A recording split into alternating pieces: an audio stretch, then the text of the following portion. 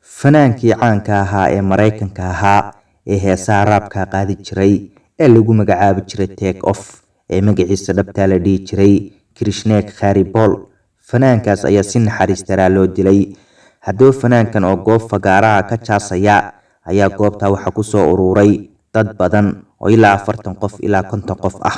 Haddaba dadka qof ka mid ah ayaa xabad ku dhuftay fanaankina halkii ayuu ku dhintay.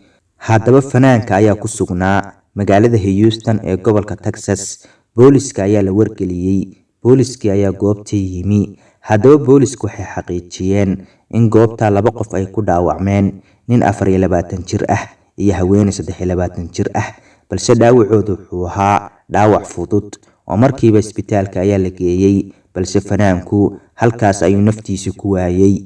Haddaba fanaankan waxa uu ahaa fanaan heesaha raabka qaada oo dad badan oo Mareykanka ku nool ay heesiisa ay jeclaayeen.